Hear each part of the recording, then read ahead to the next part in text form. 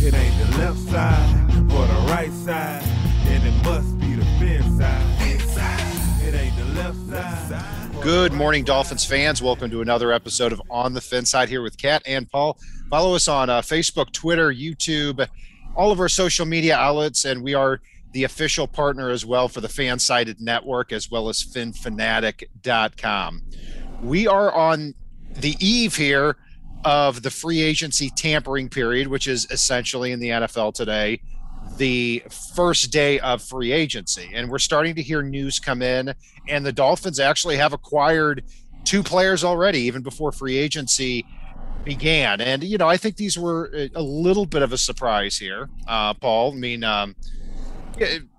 first, we were talking in previous episodes here about the unrestricted free agents the Dolphins have to re-sign, Matt Hawk being one of them. That definitely looks like it's not going to happen now. The Dolphins signed Michael Pilardi to be their punter this year, it appears. Michael Pilardi is somebody who was out of the league last year because of a torn ACL. He appears to be healthy. That's why the Dolphins signed him. And they traded for Isaiah Wilson, which we'll get to in a second. But, we don't spend a lot of time on the show, Paul, talking about punters, but Michael Pilardi in, Matt Hawk out.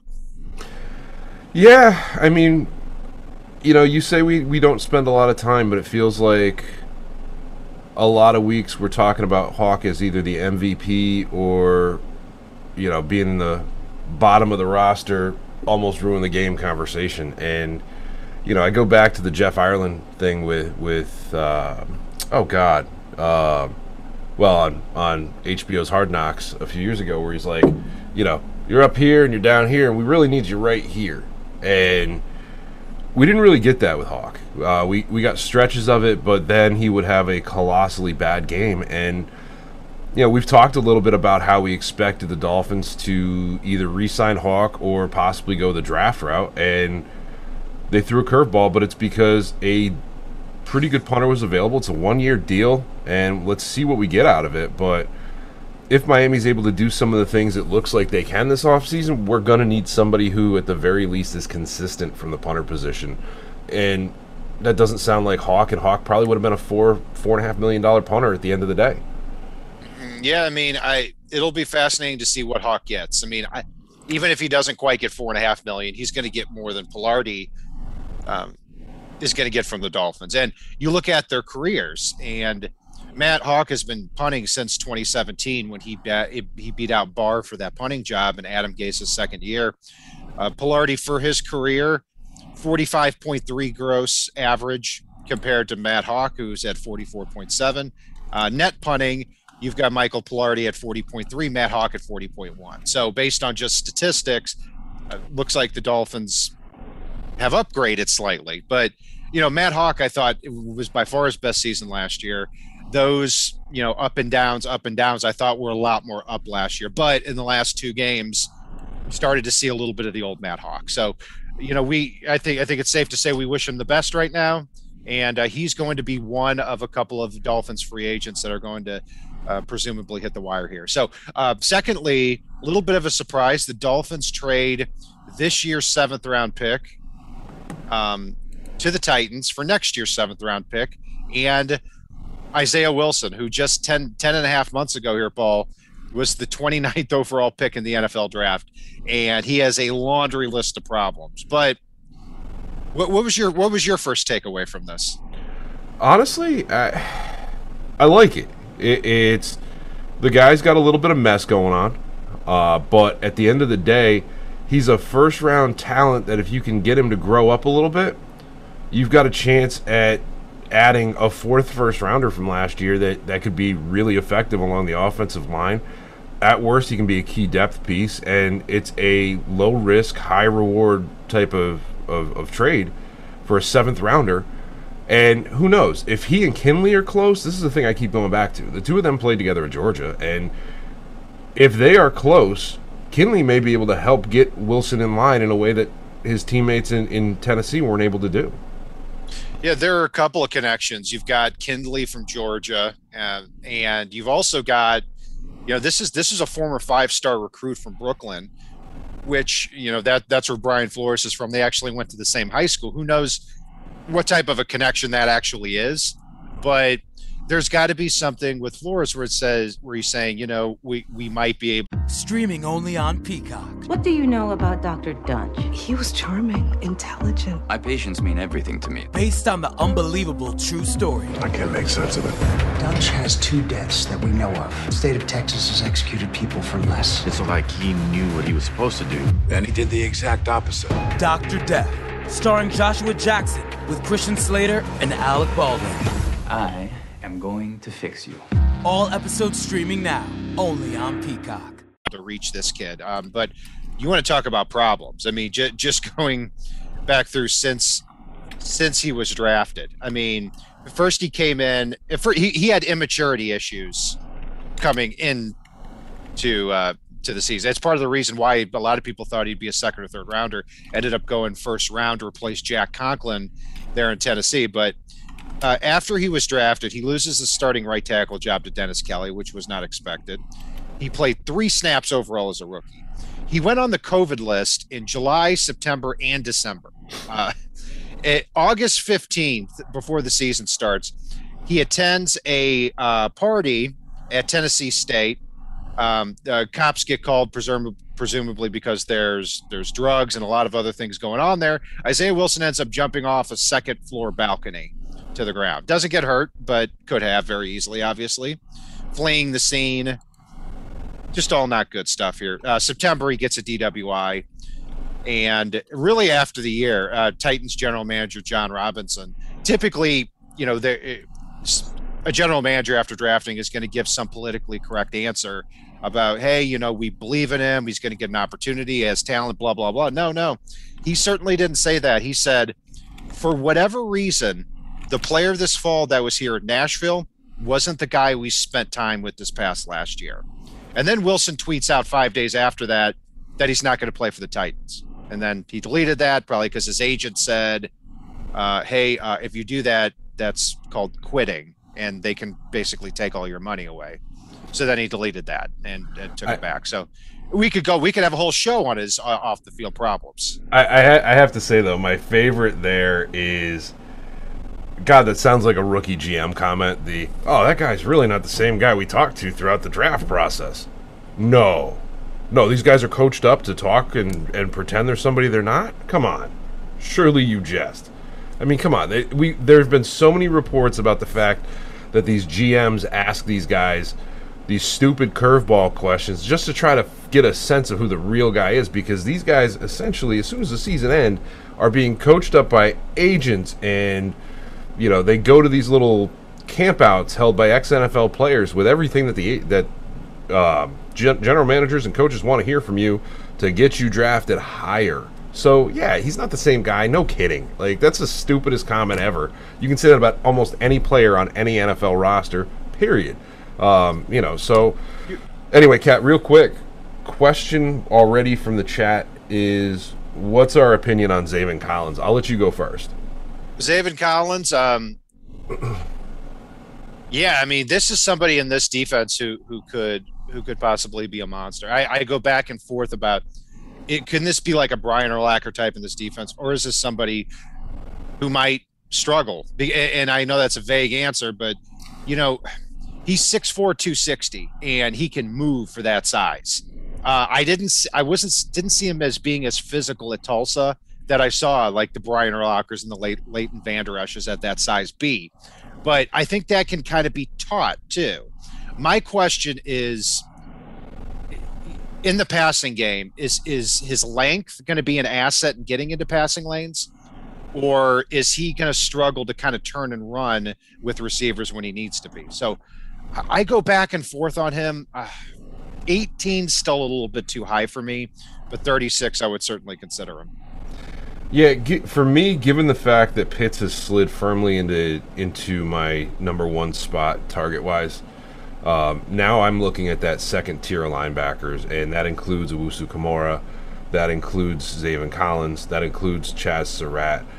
If Miami were to come away with Zaven Collins, I think he'd be a very good player in Flores' defense. And one of the reasons why I'm even firmer in that camp now, where I'm looking at the second-tier linebackers, I would not be unhappy if they draft Micah Parsons. I'm going to say that right now. But one of the things that I've heard recently, too, is I talked to a friend that knows some people inside the Penn State program, and they have said to him offline that basically Micah Parsons is the most immature player that they've ever seen come through their program while they've been there. Wow.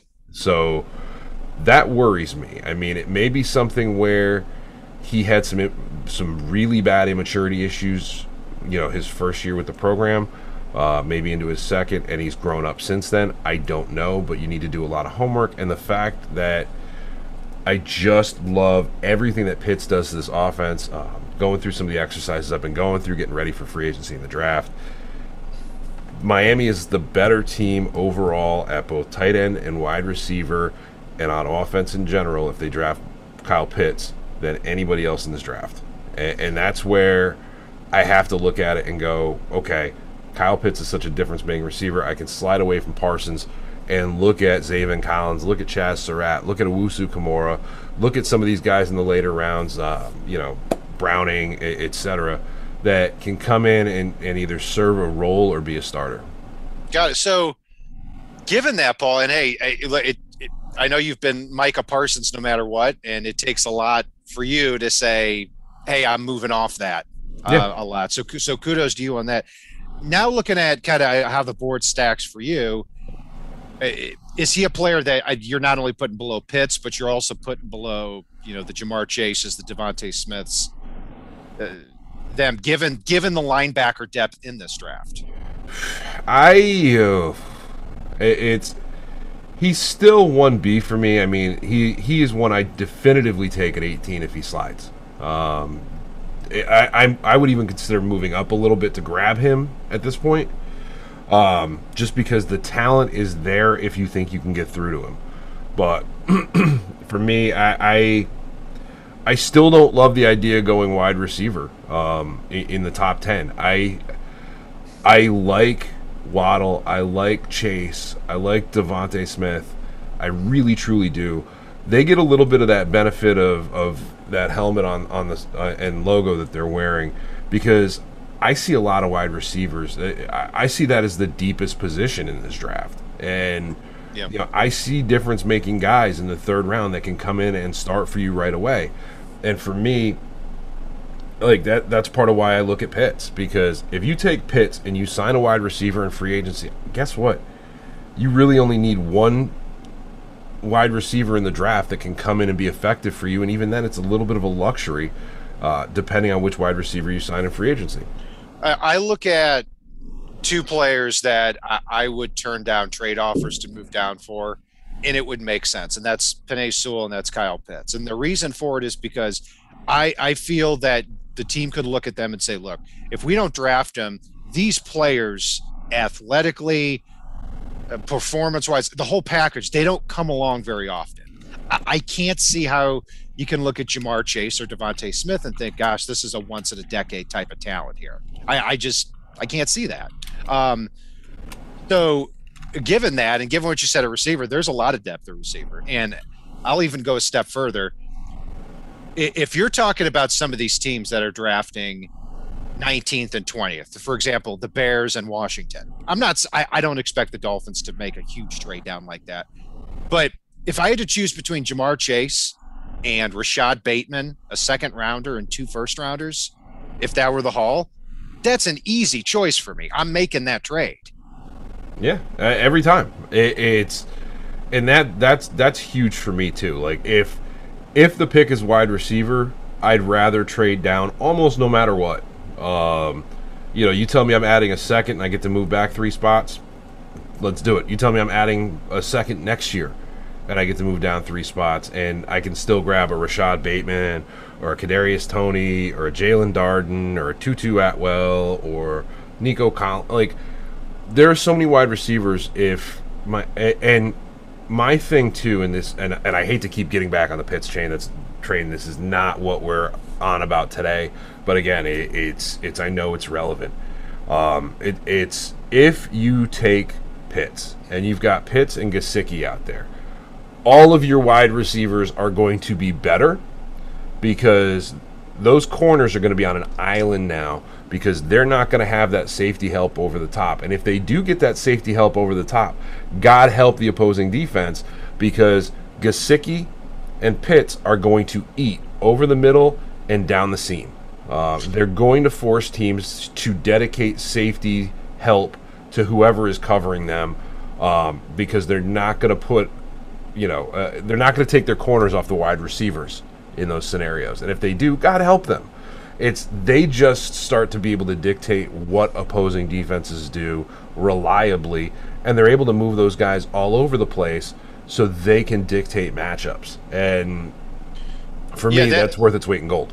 See, yeah, that's the thing, is dictating matchups. And I think Penei Sewell and Kyle Pitts, one of those two, they allow you to take a position and be dominant at it.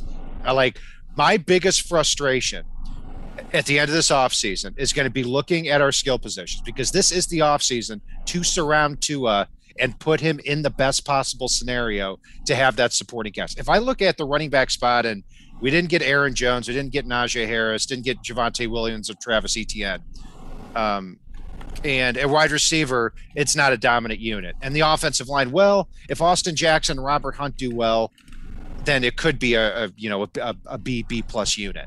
But I look at the rest at the supporting cast and say, these positions are C's and C pluses. How are we expecting Tua to really take that next step up?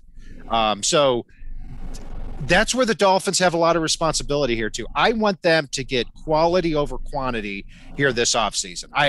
Last offseason, I felt like they cast a wide net. They got a lot of players. They did a great job. They won 10 games.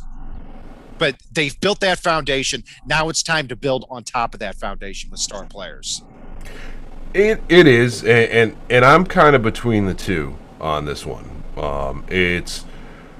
Yes, I want them to add quality over quantity, but I don't want to sacrifice the ability to upgrade multiple positions to be able to upgrade one. And that's where I look at it and go, okay, can we make, and I hate to bring this up, but I know it's going in the chat, can we have Deshaun Watson and basically the skill players we had last year for the most part? Or can we have Tua with Pitts now, let's say T.Y. Hilton, Rashad Bateman, and the best of the cast from last year, and add Javonte Williams or Najee Harris to that list, or Travis Etienne. Because everybody wants these guys around him, but you have to take them away. And guess what? Even if you're in the Aaron Jones camp, you probably have to take that away if you go get Deshaun Watson. You're not going to have the cap space to be able to add any type of superstar around him in that scenario. You're right on that, and I have no issues on bringing up Deshaun Watson. I mean, people who are thinks it's such a blemish to Tua, quite frankly, don't get it. No. It's look, I'm not saying, Deshaun Watson, we didn't get him in a trade. Okay, who's the next quarterback out there? No. It is Deshaun Watson or it's nobody. I feel, and I think you're exactly right, Paul, in what you said. You have two ways to really build a great football team. And if it's Deshaun Watson and you pull off a trade there and you don't have quite the supporting cast, Watson has demonstrated he can lead the league in passing yards without a great supporting cast, without a good supporting cast. On the other side, this is what I posted here on Twitter, is you could have this scenario where if you go skill position crazy in free agency in the draft, you may have Najee Harris at running back, Devontae Parker, Curtis Samuel, and Elijah Moore at receiver, Mike Gesicki at tight end. You look at that supporting cast and think, yes, this is how you build around Tua. You give him the weapons. And the Dolphins have the opportunity to take either the offensive line or the skill positions and make them, turn them from a C to an A. Right. And you can't do that very well if you make that trade. And that's where I just look at it and go, I'd rather build the team, because not only that, and this is something I know a lot of folks haven't talked about with this, Deshaun Watson did prove that he can do very well without the supporting cast in Houston. Deshaun Watson also proved that when he doesn't have the supporting cast, he's going to get frustrated and try to get out. And, you know, I worry about that. I mean, Flores can win with a CFL roster, don't get me wrong. But I don't want to deal with a guy that's antsy for the skill positions, but he's eating up the whole cap. And, you know, you've got to now sacrifice some other stars to be able to appease your new superstar that has shown that he gets disgruntled. And I disagree on that portion of it. I think maybe trading DeAndre Hopkins for what you did factors into it very, very low. I think Deshaun Watson feels he's been disrespected. And look, a player should. I'm a huge believer that a player should not have leniency over saying who's the GM and who's not. Okay, but when you tell him he's going to have input, and then you sign, and then you do that, and then when he's out of town, you hire the GM, and then you hire a head coach who is the passing game coordinator for the team with the least amount of passing yards in the league. I understand him saying, screw this place. I don't think Deshaun Watson is somebody we're going to get 2 years down the road. He's like, yeah, I don't want to be here anymore. I don't think that's going to happen in Miami. Houston is on another level of completely screwing everything. Yeah, no, and I'm with you. But let's go ahead and move on to free agency. Before we do, guys, make sure you guys make sure you guys subscribe. If you can, please feel free to go out and leave us a review out on iTunes. It does help us out here. And really, thank you guys so much for listening. And make sure you share this out with your friends, because we're about to kick it into high gear with everything coming up, guys. We certainly are. And, Paul, we talked about the franchise tag players here last week, and at the time I think there was only one that was tagged. So going down the list, there were 10 players that were franchised. Dak Prescott, who officially has the tag, but he's got the contract. Allen Robinson, wide receiver. Chris Godwin, wide receiver. Offensive tackles Taylor Moton and Cam Robinson. Guard Brandon Scherf, defensive tackle Leonard Williams, and safeties Justin Simmons, Marcus Williams, and Marcus May. So all of them we can count on being out there, are being off the free agent market. Also, the Bucks re-signed Levante David. The Bills re-signed both offensive tackle Darrell Williams and linebacker Matt Milano. So of the top 25 consensus free agents that I for that board, where I combined 8 different top free agency boards from Pro Football Talk and a lot of other places, 11 of the top 25 guys are off the market here. So one surprise, though, Paul, that's gotten a lot of attention, who wasn't tagged, is Kenny Golladay. And we just assumed that he would get that franchise tag. The Lions right now are starting Tyrell Williams and Quintus Cephas at wide receiver. Why they wouldn't tag him and at least try to tag and trade him is beyond me. So I'll say first that when I first heard Kenny Golladay was going to hit the free agent market, I was excited. I was all about it. I tweeted out that, hey, Kenny Golladay, I don't care if he's a contested catch guy. He's not just that. And I'll admit, I ended up deleting that tweet because I started thinking more and more about it. Like, I kind of would rather somebody else pay him, given the skill set that he brings that's so similar to Mike Gesicki and Devontae Parker, that contested catch, big body type of receiver. Yeah, and for me, the one thing I like about Golladay being available, as much as I do like Golladay, is he's unquestionably the top wide receiver in the free agency class, which potentially could drive down the Samuel price just a little bit, and maybe it puts him in striking range. Samuel's the guy I liked overall anyway as a fit for the Dolphins. So maybe, I still think he's going to be out of the price range I'd like to see, but it might drive Samuel down to the point that we're able to take a stab.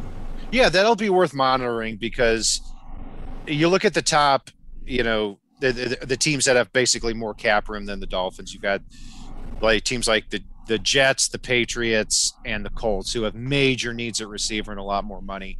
So it probably won't drive it down, but it's quite possible that it pollutes the market just a little bit more, because you look at the other receivers that are out there who are supposed to hit the market. It's supposed to be the deepest class there. So you're going to have Kenny Golladay, Curtis Samuel, Juju Smith-Schuster, Will Fuller, Corey Davis, and then you get into that next tier of guys one guy you like, Marvin Jones, Nelson Aguilar, Rashad Perryman, T.Y. Hilton, A.J. Green, that type of group there. So, yeah, and then also, too, you factor in that Emmanuel Sanders and John Brown were cut this past week, too. So there's a lot of options out there for the Dolphins, and I do think you're right. Even though Curtis Samuel is far and away the number one big fish I want to land, I don't see the Dolphins going that route, and that seems to be the talk right now. Yeah, I really hope they go Marvin Jones. I mean, or T.Y. Hilton. The one thing I like with Marvin Jones, and this is something we haven't really spent some time on with him, is he's pretty much made no secret since the end of the season that he'd like to come play. He'd like to come play in Miami. He's been as thinly veiled as you can possibly be, but he seems to want to come play with Tua, and he may take a mild discount for that fact. Who knows? I mean, you see those scenarios all the time where these guys take less money to come somewhere that they feel like they can win and play with the guys they want to play with. So that would be very interesting, and I have no idea what the relationship is between Golladay and Jones, but if he's able to talk Golladay into like, hey, why don't the two of us take a little less money, go down there and win some stuff and make better money later, which Marvin Jones may not be in position for, but Golladay would. Who knows? I mean, there's a lot of things, but honestly, for me, it's not the wide receiver position I'm focused on squarely as far as the star player goes. It's still the center position in Corey Linsley. Yeah, and we'll get to that in just a second here.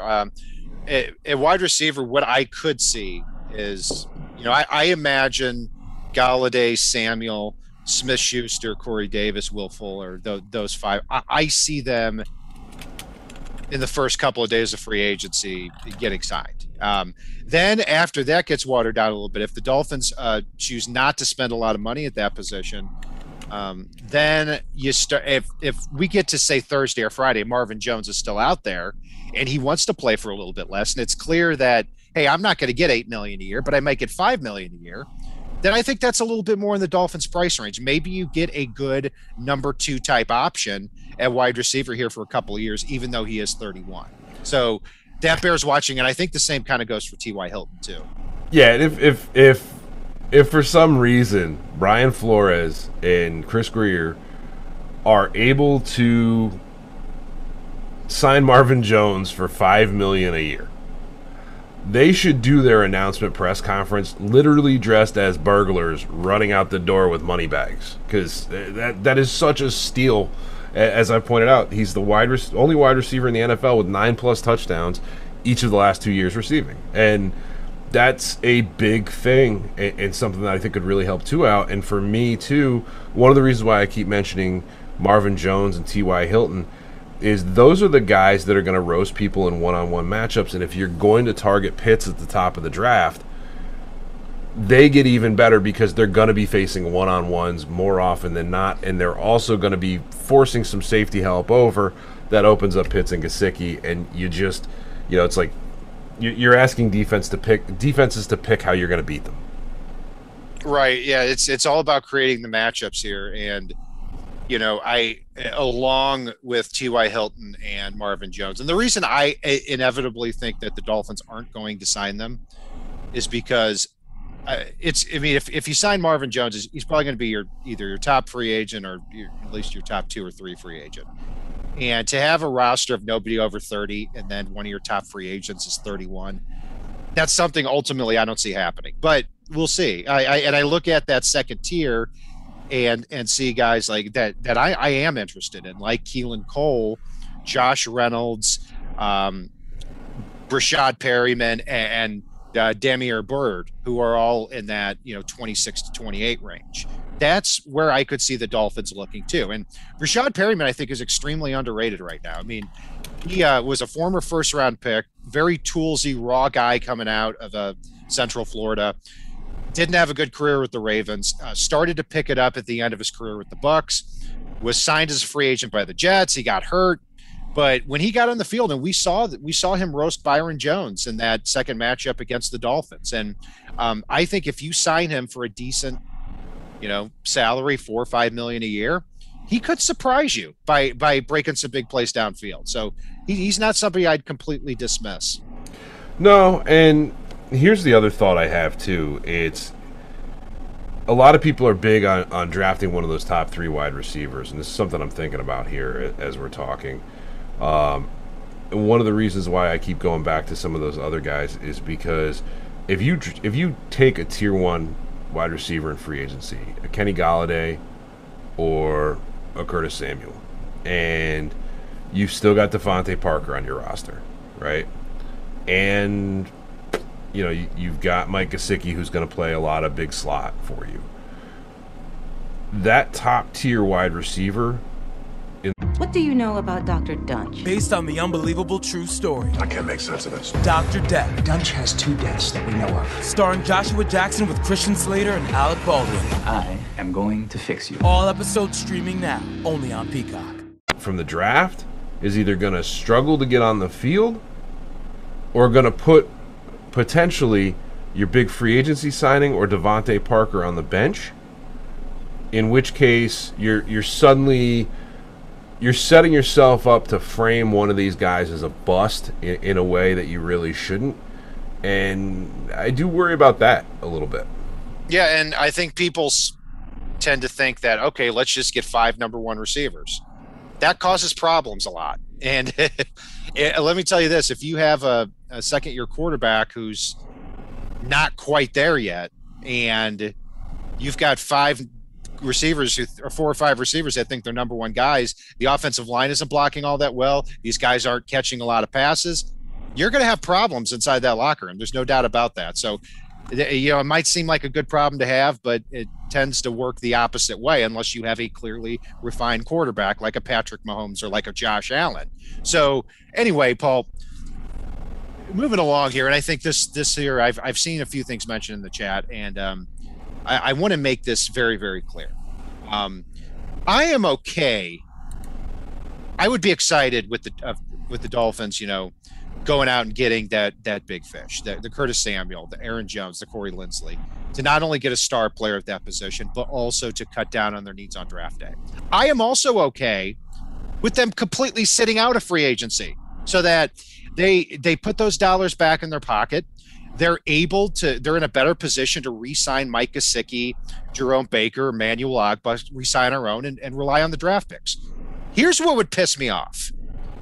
If you take this money and you come away with James Conner at running back and David Andrews at center, I'm gonna flip my lid.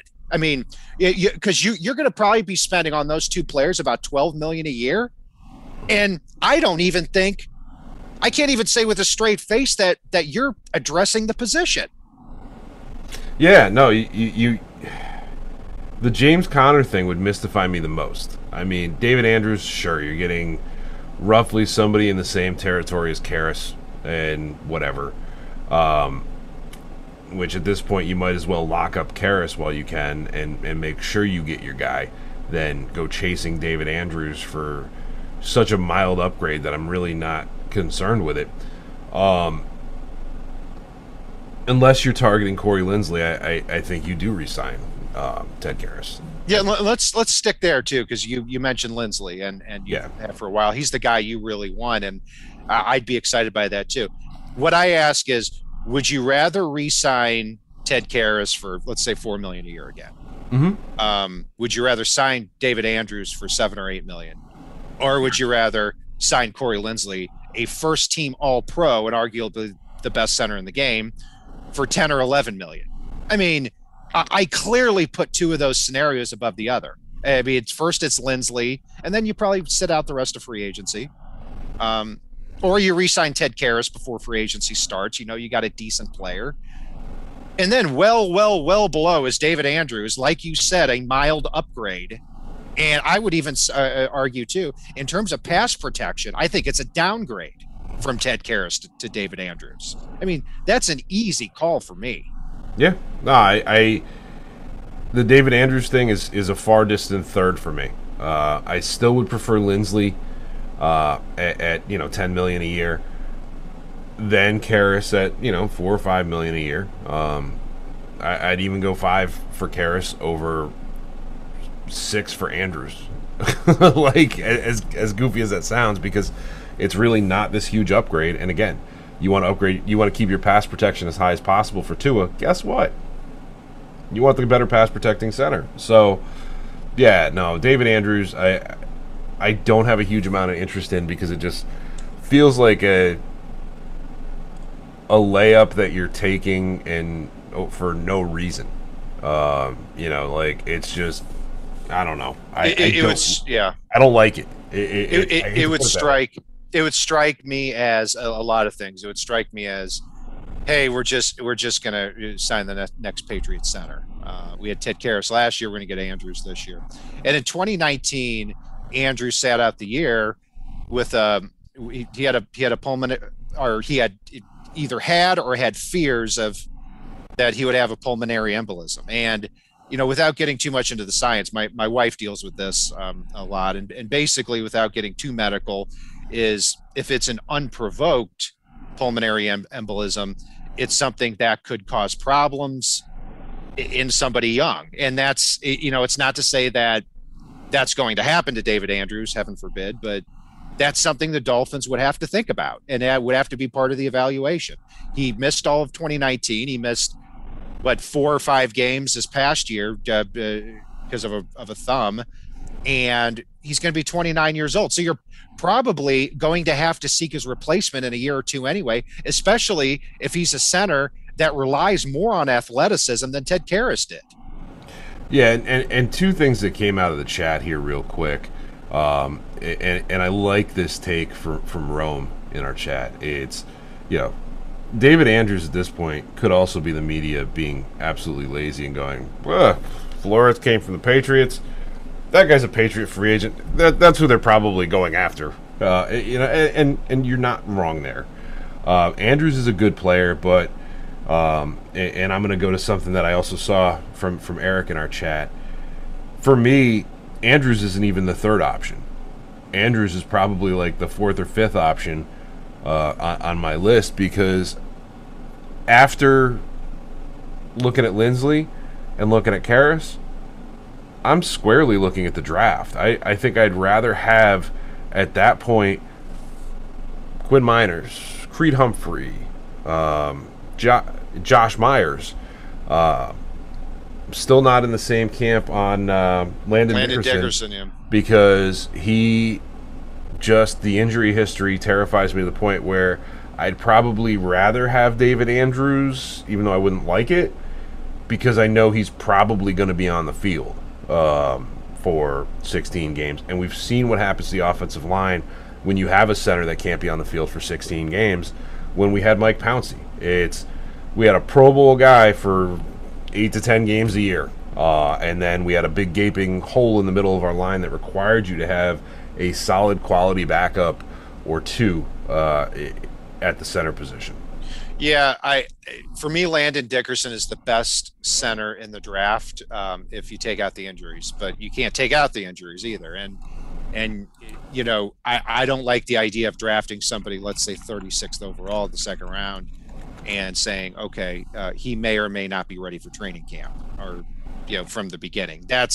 And if he comes back, he's shown that he plays with such a physical style, and he's got leg issues that didn't just happen once, but have happened 3 times now. So yeah, I'm with you on that. I would still have Dickerson as my top 3 centers, and somebody I'd consider maybe in the 3rd round. But anyway, so there are some options there at center. I think all of them make more sense than David Andrews. James Conner,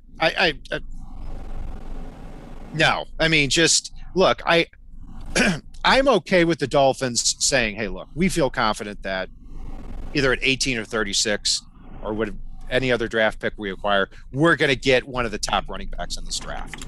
But if you sign James Conner, you know, you're talking about somebody here who was the lead running back on one of the worst rushing teams at the end of last year. How bad, you ask?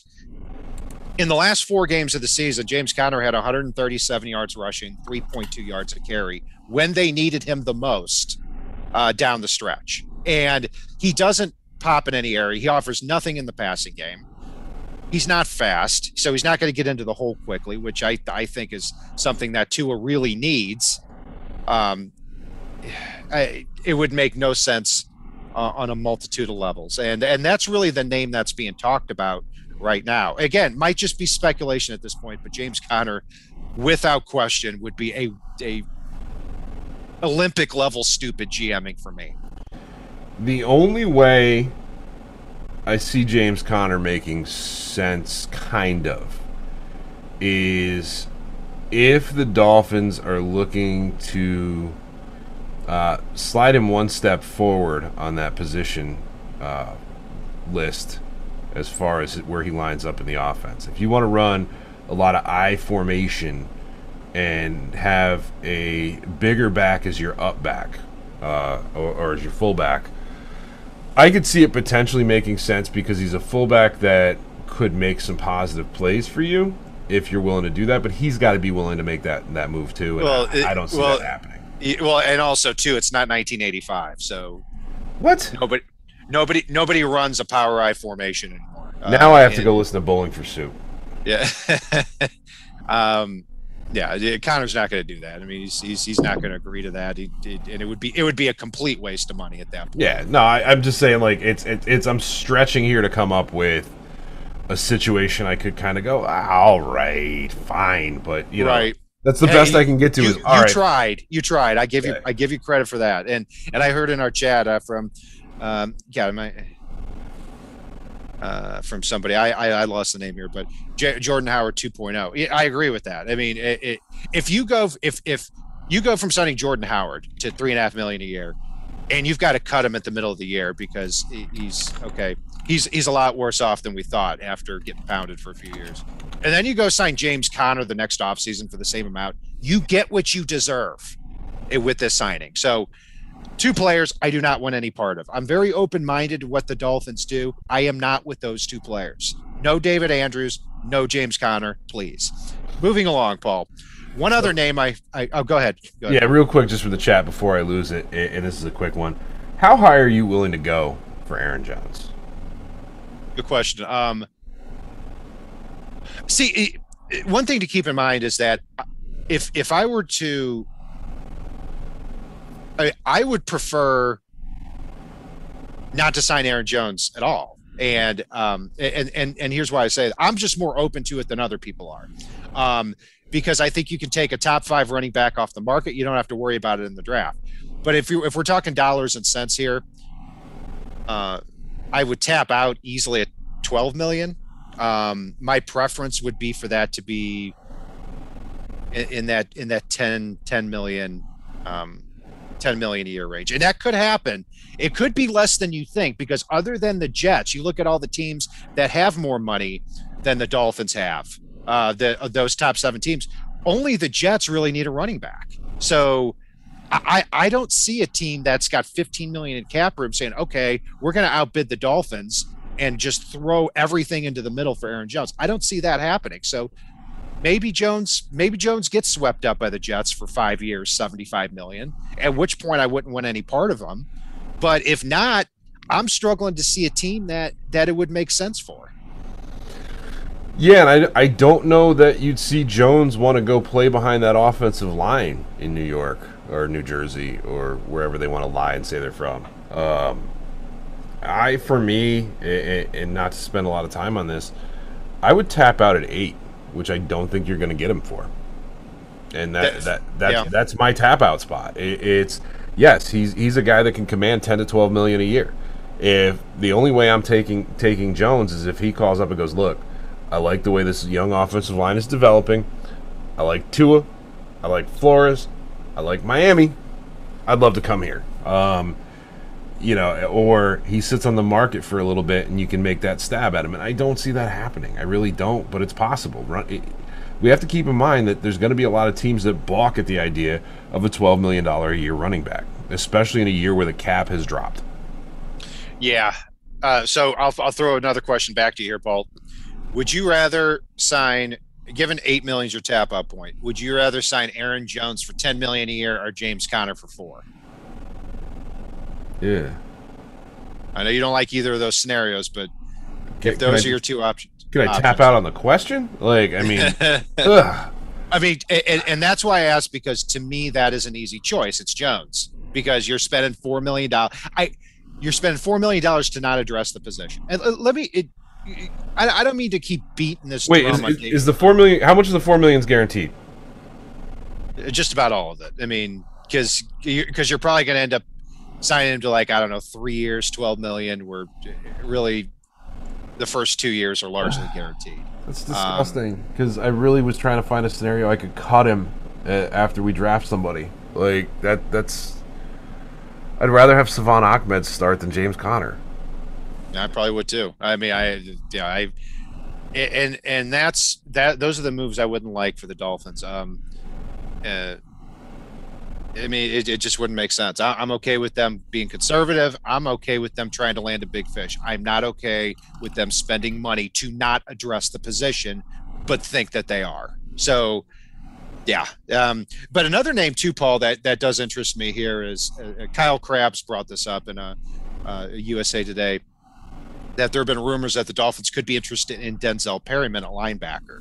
Now, this would be fascinating for me. I've always liked Denzel Perryman. He's had some injury problems, but I've always said that he is a better version of Raekwon McMillan. He's not going to be on the field a lot in third down, but he's very good in run defense. He's going to get you 400, 500 quality snaps a year.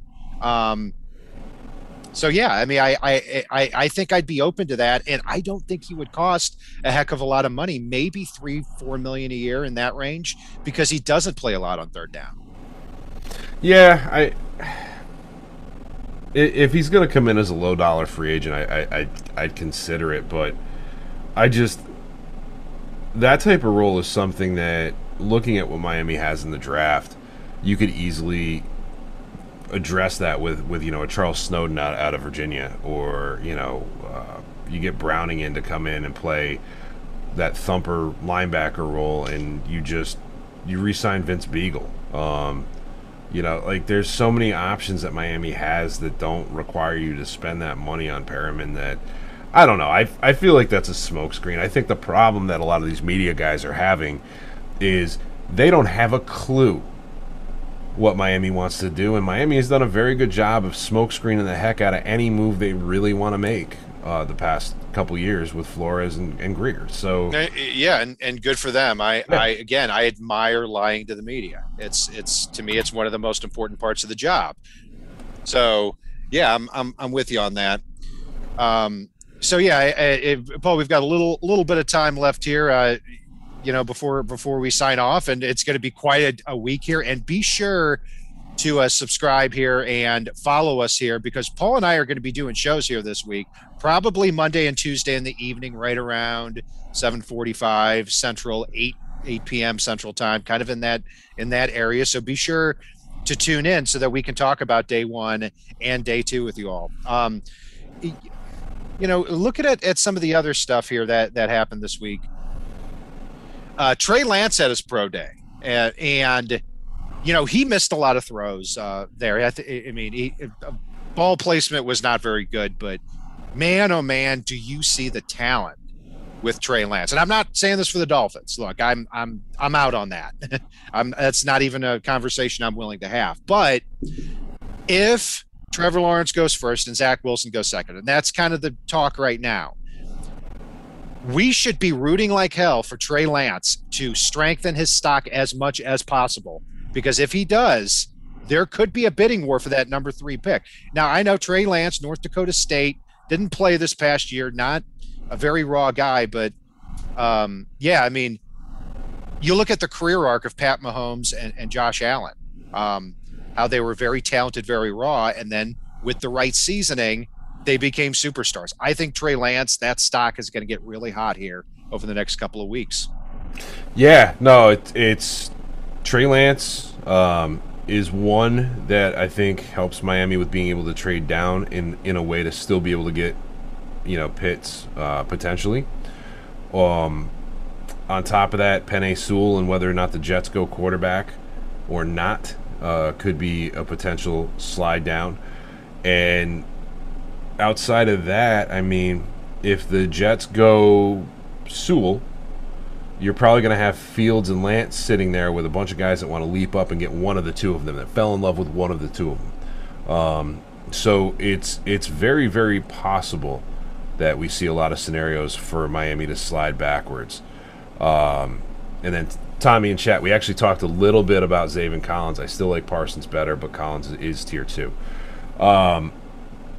So yeah, for me, I don't know. I want to be able to trade down, and I do think if Lance is able to do that and kick the interviews out of the park and people see the potential there, I don't think Jalen Hurts precludes the Eagles from coming up for a quarterback. But I also think the Eagles could potentially come up to get a tackle, or even a receiver if they're really in love with a receiver. The Eagles are probably the team that I trade the most with when I trade down in mock drafts. It's just they are such a great spot there. And then, I'm with you. And Kat, before we sign off, though, and I know we want to stay on this vein, there is one other thing I want to touch on from back in free agency when we get there. Sorry, I just said a whole lot of stuff. And I think you're muted. Yeah, I am muted. Thank you. The as far as the quarterback spot's concerned, or Trey Lance and the Eagles, I think Philadelphia would be in an uproar if they traded from 6 to 3 to move up to draft a North Dakota State quarterback after what they just dealt with Carson Wentz. And it's really rare for any team to move up for a non-quarterback with what it's going to take. That's probably why, compared to last week, I would say the Eagles are a little more unlikely. I'm looking at the Panthers as the team that they could say, hey, look, we can go up ahead and give maybe our second rounder this year and a first rounder next year, which is quite a bit, but it would be great for the Dolphins because they can still get a pass catcher. And they can beat the Falcons to the punch. Otherwise, the Falcons could take Trey Lance at 4, sit him behind Matt Ryan for a year or two, Matt Ryan's, going to be 36 years old. So a lot of other opportunities for us to talk about trade down partners. I think that's the direction the Dolphins are going to go in right now, trading down, getting that best pass catcher available. That is the popular opinion, and that's actually one I agree with will probably happen. So anyway, Paul, I'll throw it back to you with what was your closing thought there? I know you and I talked offline about an exercise I was doing this week, and one of the questions I have for you is, if Miami in free agency, and I know this is not going to be the sexy thing that everybody wants, but if they came away from free agency prepared for the draft with Marvin Jones, Corey Linsley, Tyrod Taylor to back up Tua, re-sign Vince Beagle, sign Nick Vigil for depth at linebacker, re-sign Kayvon Frazier, and that's pretty well it, other than some deep cut 90-man roster guys. How would you feel about that free agency period? I would like it because of Linsley. I think I'd like it overall. I mean, really, if you come away with Curtis Samuel at a decent price or Corey Linsley, I'm happy. And then from that point, if you're filling holes with guys like Tyrod Taylor, Nick Vigil, Marvin Jones, I think that's good. And I don't think you're spending a reckless amount of money. And then it allows you to go into the draft and say, okay, we've got 1 or 2 positions we really need to hit, but we've got the picks to do that. So yeah, I'd be in for that. All right. Just curiosity. Cause it's for me, doing something similar to that, and whether it's Jones or T.Y. Hilton or Curtis Samuel or you name it, I'd be surprised if they came away with Linsley and Samuel. And that's where I'm looking at that second tier of receivers. But for me, it sets Miami up so well for the draft that I'd have to go that route. Yeah, and to answer Tommy in the chat there, the big beastly linebacker that fits the mold is Zaven Collins. He should be available at 18, but who knows given his skill set.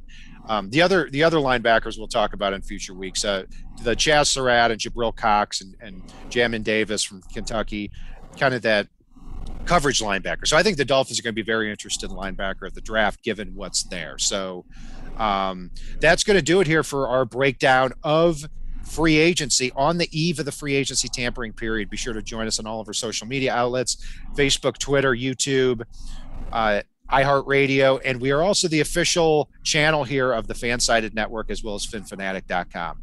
And if it's not on the right side and it's not on the left side, it is on the Fin side.